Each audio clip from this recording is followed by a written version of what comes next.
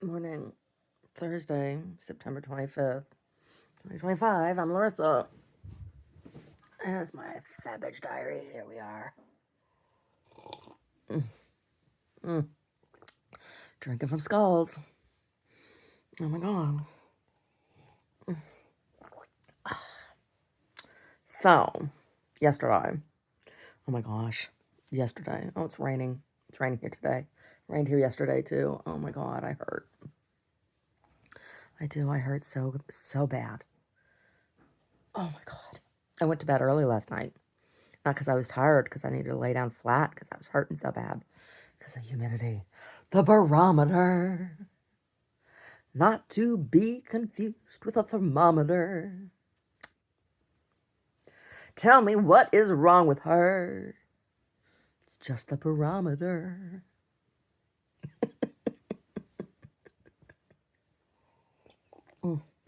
Anyway, so yesterday, I had great fun. I did. I had great fun all by myself, just like everything else. Everything is all by myself. Everything. Always. Like, I don't know. It's been a good 15 years now that I've been living in almost complete isolation. Um,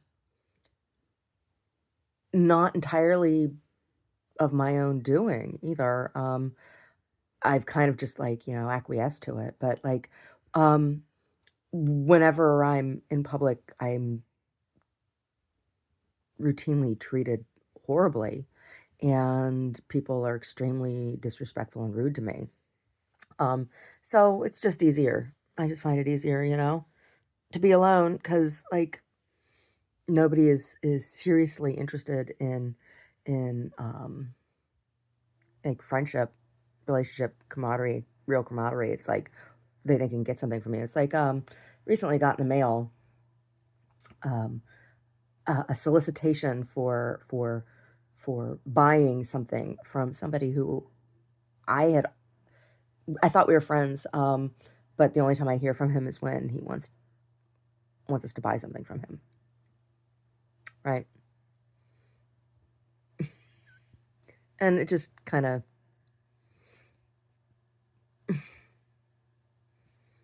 you know is it so hard to drop a line and say, hey, how you doing?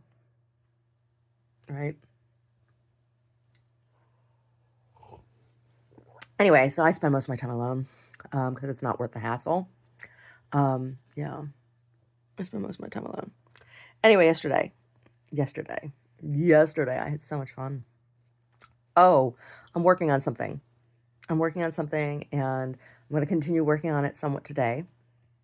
And it's going to be an ongoing thing, and it will be released in the January and February issues of One of Monthly. Yeah, yes, it's going to be amazing. It really is. It's going to be amazing. Mm-hmm. It's going to be amazing. Yeah. Yeah, oh my gosh. I got new figurines. I've been making dioramas. I've been photographing dioramas, and it is just, it's like the best thing I've done in a while. Yeah. And I'm also, this next time I go grocery shopping, I'm going to be doing some serious, I'm going on a baking excursion here. Getting ready to go on a baking excursion. Yeah. And I'm going to do a bunch of stuff that I know how to do. And then I'm going to try my hand at making puff pastry. And I'll have to watch some videos, read some recipes and stuff. Well, nobody in my family made puff pastry. The closest thing was these things called wings. They're a cookie, um, but they're not even really puff pastry. They're fry bread. They're a fry bread that gets dusted in powdered sugar afterwards. So it's not a puff pastry. They puff up because they get fried, so it's not exactly the same thing. Yeah. Anyway. Learn me some puff pastry. Make some croissants, like I was in my dream. Oh my goodness. Yeah, and I'm sure the novelty of this series I'm working on right now, it's just totally different format than what I've worked in ever. You know, I mean, because it involves photography. I mean, of course I've done photographic work before, but it's a little bit different. It's a little bit like still life, right? Because it is, but oh my god, oh, I'm just having a lot of fun with it. And when Omar saw the fruits of my labors yesterday, he was like, "Oh my god!" So yeah, yeah, yeah. I'm looking forward to unleashing them on the public, unleashing the new work. So secret weapon. Yeah, and yeah, I was watching UN stuff yesterday, and um, a lot of good speeches. I mean, it was interesting listening to some of the South American people. Paraguay was talking about, how they're anti-choice. And, I really like to call upon South American cultures to examine where certain beliefs such as that come from. And I'm not saying this because I am pro-abortion. I'm not pro-abortion. I'm pro-choice. And I'm pro-women's health care. Um, and, you know, colonialization and subservience to the Vatican have a lot to do with a lot of these kinds of positions. And it's also important to know one of the biggest financial backers of the United Nations is the Vatican. And part of the reason why United Nations has not instituted better anti-HIV programs in Africa is because of the Vatican, right? The Vatican technically, officially opposes prophylactic, and it's been part of what's been problematic in sex education across the African continent, and why the spread of HIV/AIDS has been so prevalent. Because there's a two-prong issue here. One, there is a tribal belief that is not informed by any kind of science or anything else, that if you have sex with an uninfected virgin, that you can get rid of the disease. All you're doing is infecting an innocent child when you do that. But that's not what the tribal belief is. And so there's been a massive spread. And also, there's been a hesitancy to using a condom, right?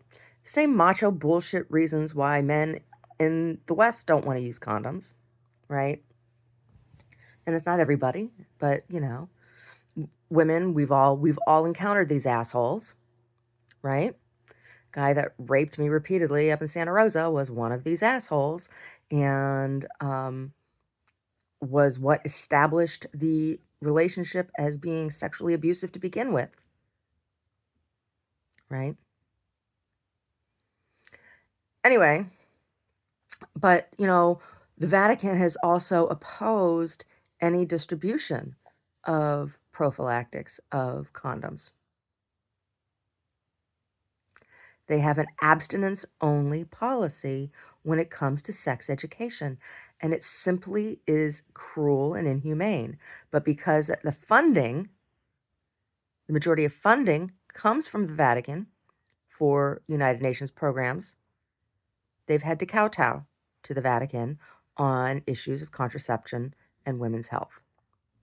And so, South American countries, African countries, whatever, wherever you are, really understand. You need to understand that you're allowing the health of your population to be dictated and manipulated by the Vatican. Yeah. Mm-hmm. And when I was detained, wrongfully detained and drugged against my will, it was a UN official, a UN peacekeeper who was the EMT who denied me my rights. So, you know, it's important to follow the money, right? It's important to follow the money. Yeah, I listened to Georgia Maloney's speech this morning. Excellent, excellent speech. And her composure and everything, like doing women proud, Miss Maloney, yes. Miss Maloney doing women proud. Okay. Are you showered yet? No. Oh, here comes Brody telling you you're not allowed to give me any kisses or nothing. Brody, you did a good job. Look at that. You repelled the daddy monster. Hey, sir. Senor. Hey. Thank you. He says, I'll give you kisses, Mommy. I'll give you kisses. Oh, did Sassy poopy? Not that I've... Yeah, she's having trouble. There was no poopy last night or anything? Because she was running up and down the stairs and meowing. What? It was when you were out doing chickens and stuff. Like she was running back and forth and... You mean yesterday? Yeah, last night. And then that's why I was wondering, did she finally go poopy overnight?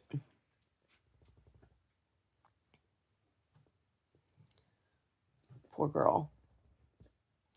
I'll try getting her to have some churu and get some moisture into her digestive tract. I don't know what he just said. Yeah. Hey, Brody. Senor. How are you? How are you? Senor Perro. How are you, bud? How are you? How are you? You good boy? You number one boy? Yeah. Anyway.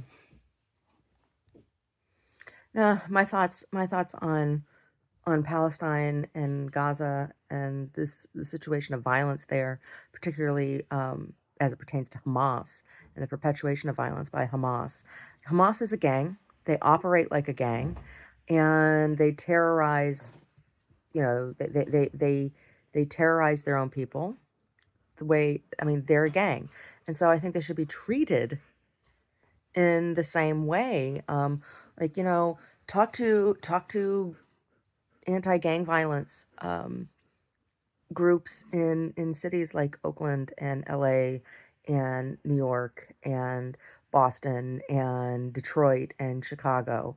The people who are working one-on-one with individuals and families who have been torn apart by gang violence, and what kind of programs are they doing? Have they found success in, as far as like anti-recidivism? Once you get somebody out of the gang, right, or away from the gang, how do you keep them out of the gang, and how do you keep them from going back?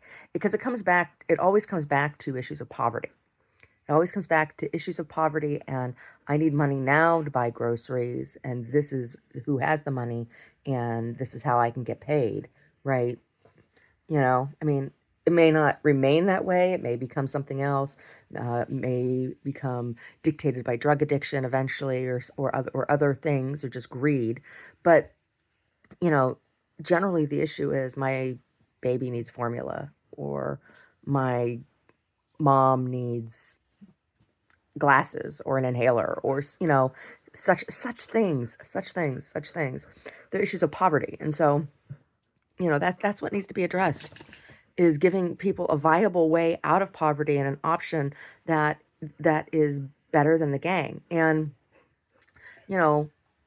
supporting local businesses, giving people options of business ownership. The obvious thing in Palestine is agriculture. There's olives, and that's why that has been such a horrible sticking point with people, because the olive trees are routinely stolen. The ancient ones are routinely stolen off of Palestinian lands and replanted in settlers' properties. So it's not even just a matter of coming over and annexing land by the settlers, but then also stealing livelihood directly from the farms. So that needs to stop, you know. But viable commerce options, you know. Those are good answers for anybody, not just Palestine, but for anywhere where there's violence, right? Because poverty is usually the root of the problem. Sir, how are you? He needs a bath. He's dirty. He's a dirtball. Anyway, so today, oh, last night for dinner, I made a pot of red bean chili, red bean and corn chili, and we had it with a baked potato and sour cream. And that was good. That was good. Tonight I'll make something else. It's probably gonna be baked beans and toast with avocado and a salad. Yeah, like I said, I might do some baking today. I might. I got a couple bananas down there that might be a little past their prime. It might be banana bread ready.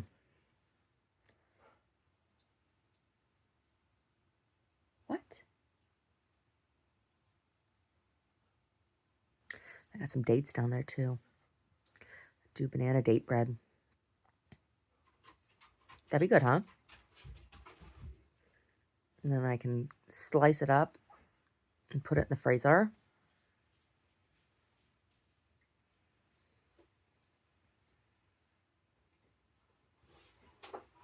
Yeah. My banana bread's really good. Just saying. Just saying. It is. Ugh. Yeah. Anyway. Anyway. That's what's going on here. Yeah, it is.